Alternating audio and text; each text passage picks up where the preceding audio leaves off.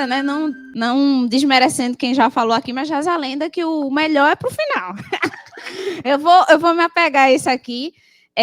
Tem uma missão aqui de falar depois de todas essas pessoas que têm tanto arcabouço, tanta vivência, né, que compartilharam aqui. Eu tenho a missão de ser uma das últimas pessoas a fechar e com uma outra missão em tempo recorde, que é para você ficar aqui conosco até o final. Ainda não acabou, não finaliza aqui comigo, mas vai dar certo e vai dar tempo. Então, eu faço esse pacto aí com vocês de que a gente vai fazer em tempo recorde para que todo mundo consiga ficar conosco até o fim. Pode ser? Quem está aqui também? Então, vamos nessa. Bem, eu queria mais uma vez agradecer, né, por estar aqui hoje. Eu acho que há muitos anos o Impacto Free realmente tem sido um movimento que traz um desdobramento muito positivo para a área da saúde, de forma específica para o universo celíaco. A gente vem, né, durante esses anos, percebendo o quanto esse momento anual ele consegue desdobrar durante o ano todo consequências positivas. Então, eu queria agradecer mais uma vez por estar aqui, por fazer parte, e com esse ano com uma temática muito diferente e que faz parte da existência humana. Mas, antes de qualquer coisa, né, me apresentando para quem não me conhece, eu me chamo Gisele Christian, sou psicóloga.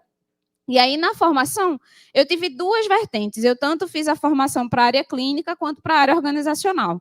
E aí, dentro da vertente clínica, né, eu atuo junto com a Michelle já tem aí um tempinho, não que sejamos velhas, jamais. Né? Recentemente, eu completei nova idade e eu disse que eu não estou ficando velha, eu estou ficando vintage.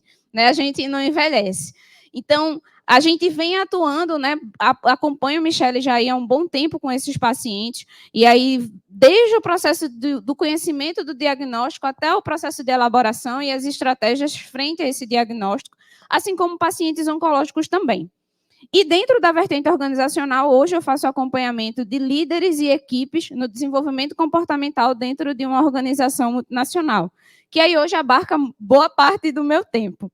E hoje eu tenho a missão de falar aqui um pouquinho para vocês sobre atitudes ou comportamentos que geram uma mentalidade de persistência, né? Que geram uma mentalidade do avançar, do ser resiliente, por que não?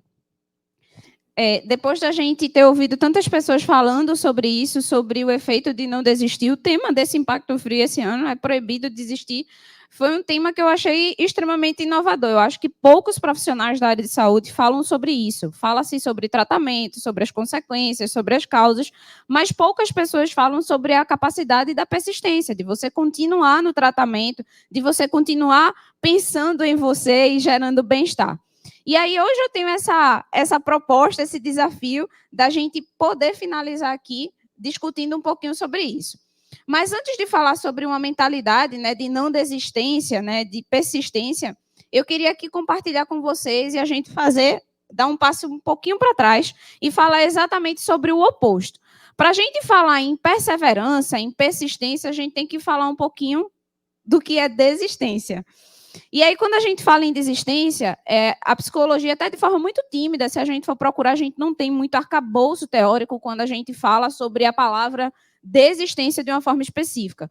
Foi criado até algumas leituras sobre a psicologia da desistência, que ela abarca aí 4 comportamentos, né? De 4 a 3 comportamentos sobre o cansaço, a vaidade, a indecisão e a acomodação.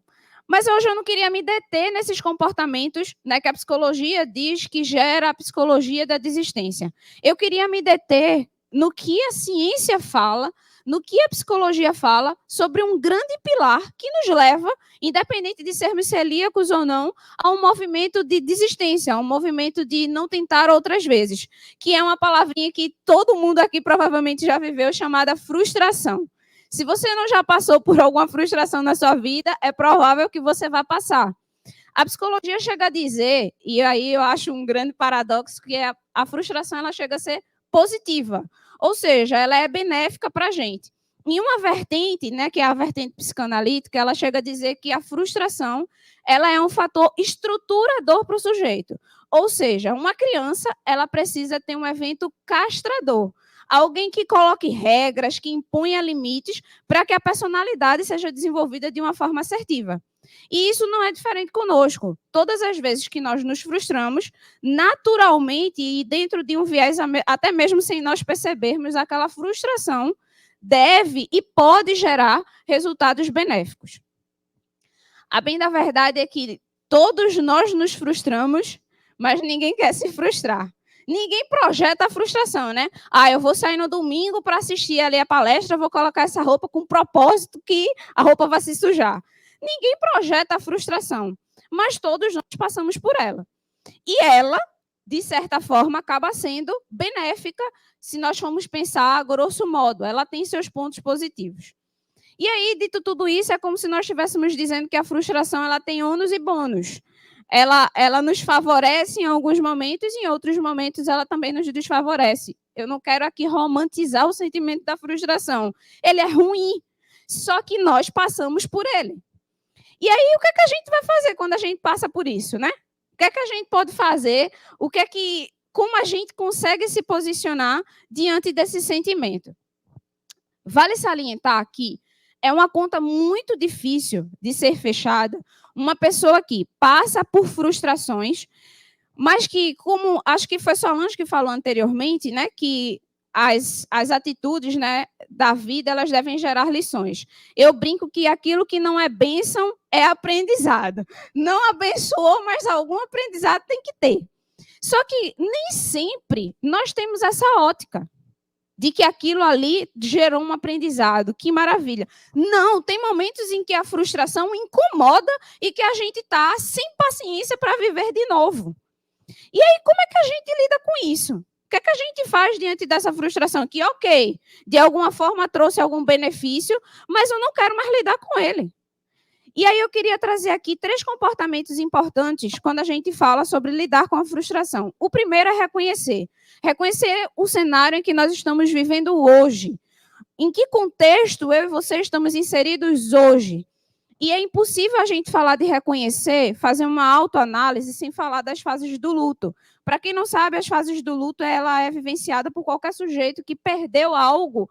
E esse algo não necessariamente ele precisa ser físico, ele precisa ser uma pessoa. Às vezes o perder é algo sentimental, é perder uma rotina, é perder uma atividade, é perder uma pessoa, é perder um sentimento. E normalmente quando a gente se depara com isso, em perder para ter que começar de uma nova forma, a gente passa pelas fases do luto. E aí só relembrando, né, para quem não conhece, as fases do luto, elas acontecem mais ou menos em 5... É como se ela tivesse 5 etapas, digamos assim, onde a primeira delas é a fase da negação. É aqui que a gente nega, é aqui que a gente diz, não é possível que tanta da gente no mundo isso tinha que acontecer comigo. Mas será possível um negócio desses? É aqui que a gente começa o show da chateação. Por isso que as fases do luto, elas são bem engraçadas, porque depois que a gente nega que aquilo está acontecendo conosco, a gente caminha para um sentimento de raiva. É normalmente aqui que a gente quer chutar o balde, que a gente não está nem aí para a dieta, que a gente quer que a nutricionista vá viver a vida dela, que a gente não tem paciência para nada. Por quê? É uma fase e a gente passa por ela. Depois que a gente passa da raiva, normalmente a gente vem para um processo de negociação. A gente começa a fazer ali associações e a barganhar com os sentimentos, com as circunstâncias, até que a gente caminha para a depressão. É nessa fase, que é uma das fases, principalmente quando a gente está em acompanhamento, seja na empresa ou na clínica, que o paciente demanda mais da gente. Porque aqui é onde entra a tristeza profunda, é aqui onde as pessoas realmente não sentem mais vontade, muitas vezes, de viver. É uma fase em que a pessoa não está, aparentemente, nem aí para nada. Mas, na realidade, não é por uma questão de desleixo, nada disso. É uma fase que está sendo vivenciada. Um ponto importante que vale ressaltar aqui é que, normalmente, e não é uma regra, que essas fases elas vão ser vividas uma após a outra. Elas podem acontecer simultaneamente. Então, uma pessoa pode estar vivendo 2 fases, por exemplo, ao mesmo tempo. Até que depois esse sujeito realmente caminha para um processo de aceitação, um processo onde ele consegue elaborar e entender esse cenário. E aí, outra ressalva. Às vezes a gente reconhece, a gente passou pelas fases do luto, eu entendo o cenário que eu estou vivendo hoje, mas eu não me posiciono diante dele. Então, é um segundo trabalho, depois que a gente entende as fases do luto e que a gente vivencia ela, entender como eu me posiciono depois. Porque, beleza, eu vou viver nisso aqui, mas como eu me posiciono? Né? Então, se você está vivendo as fases do luto, viva na paz. Viva, porque isso realmente é uma coisa que não estamos ilesos a isso. Nós podemos passar por ela. Viva e entenda que isso é um processo em que em um momento a gente vai passar. Mas se você já passou dessa fase, se posicione. Você já vivenciou tudo isso. Então, escolha o caminho que você quer percorrer daqui para frente. Além da gente reconhecer, existe uma necessidade muito importante, e aí eu brinco que esses dois comportamentos, eles são irmãos. O primeiro é da gente realmente dar ao problema ou à situação o seu devido tamanho. Acho que em final de 2018, mas de forma específica em 2019, o meu noivo, na época, que hoje é meu esposo, no final de 2018, eu comecei a perceber que ele estava meio esquisito. Ele começou a perder peso, ficava com uma olheira diferenciada, começou a ficar com uns calombos assim no corpo, e para qualquer coisa que ele fazia, ele dizia que estava muito cansado, muito cansado, muito cansado, e ele começou a perder peso. E aí a gente caminhando juntos, né, com pacientes oncológicos, às vezes, né, o fato de você não saber algumas coisas minimiza alguns comportamentos nossos, né? E aí aquilo já começou a me dar um certo alerta. Até que no início de 2019, no início de maio aproximadamente de 2019, ele começou a piorar drasticamente. As febres começaram a ser diárias, ele tinha febre todos os dias, ele não conseguia andar, qualquer esforço mínimo era muito cansativo, e ele tinha nódulos por todo o corpo visível, assim, a gente tocava no pescoço, tinha na barriga, e aquilo começou eu disse, meu Deus do céu, ele está com algum problema, mas ao mesmo tempo eu não queria gerar alardes, enfim. Para resumir a história, nós fomos para o médico e o médico deu 2 diagnósticos. Ou ele estava com linfonodo, ou seja, ele iria precisar fazer um tratamento oncológico e quimioterapia, um linfoma, ou ele estava com uma doença chamada tuberculose ganglionar, que é uma doença também séria, né, grave, mas que entre um linfoma e uma tuberculose ganglionar, lógico que a gente prefere a tuberculose. Mas por que eu estou dizendo isso? Ele deu 2 opções, e adivinha qual a gente pensa que é? O câncer, lógico, né? As pernas já tremem, você já não responde mais por si. E vamos em frente. Começou o tratamento, e uma das etapas do tratamento, para descobrir o que era, foi uma cirurgia. Ele tirou um desses linfonodos na axila. E, providencialmente, né, da parte de Deus, a médica que fez a cirurgia dele era minha mastologista na época. Foi, assim, algo impressionante. E, no final da cirurgia, a família toda reunida, eu já conhecia a médica, disfarçadamente fui até lá. E aí, minha sogra e Bruno viram na época, né? E eu fui lá, doutora, pelo amor de Deus, você tirou o nódulo, me dê algum indicativo, você faz biópsia, com certeza você deve ter alguma perspectiva, o que é que você acha? E olha, queridos, a médica olhou para mim, isso eu fechei a porta do quarto, falei com ela na frente do quarto, e ela disse, Gisele, eu não vou ensinar para você o que você nos ensina, um dia por vez. O que eu vi hoje aqui, eu não tenho como devolver para você. A gente vai ter que esperar sair a biópsia. Se a pessoa já estava assim nervosa, pensa no frio no espinhaço quando essa mulher disse isso. Quando eu volto para o quarto, a expectativa, né? E aí, o que é que foi? Eu disse, tudo certo. Um dia por vez. Vamos aguardar. Manuel Carlos me perdendo, né? Quando todos foram embora, meu Deus, eu nem casada sou e já serei viúva. Botei para chorar. Olha, eu chorava. E eu dizia, Bruno, você vai morrer? E ele dizia, eu acho que eu não vou morrer agora. Eu disse, você vai. Vocês não têm noção. Vocês não têm noção do transtorno que foi criado. Para sintetizar, graças a Deus, era uma tuberculose ganglionar. Eu me lembro que no dia que eu fui pegar o resultado da biópsia, né, no laboratório, o pessoal, porque tuberculose ganglionar acaba que é um tratamento de 6 meses, né, 16 tipos de drogas, é realmente um tratamento muito chato. E aí, quando eu peguei o resultado, né, que era uma tuberculose, eu no laboratório, tuberculose! E o pessoal sem entender nada, né? Dizendo assim, que doida é essa menina aí que tá... Ai, Bruno, graças a Deus, é uma tuberculose! E ninguém conseguia compreender. Mas o porquê que eu estou contando essa história? Eu gerei um sofrimento não só em mim, mas que em quem estava ao meu redor por algo que a gente nem precisou passar. E por mais difícil que seja, nós termos uma situação e uma visão realista do problema quando ele foge das nossas circunstâncias, é um exercício que a gente precisa praticar, senão a gente piora de uma forma exponencial aquilo que já não é tão bom. Então, existe a necessidade da gente realmente dar o tamanho do problema, o seu devido problema. Se ele for pequeno, ele é pequeno. Se ele é grande, a gente vai, de alguma forma, encontrar uma estratégia para a gente resolver, ainda que demore, ainda que pareça que a gente não vai chegar. E uma das coisas que eu acho que são... por isso que eu acho que tem a importância da gente se preparar para os próximos passos. Mesmo sem a gente enxergar as possibilidades hoje. A gente tem uma necessidade em sempre em querer um spoiler, né, do que vai acontecer lá na frente, mas nem sempre isso acontece. E muitas vezes a gente quer se preparar quando o futuro chega. Só que, na realidade, é o efeito contrário. A gente precisa se preparar hoje. Talvez você precise aí realmente ter uma outra qualidade na sua rotina.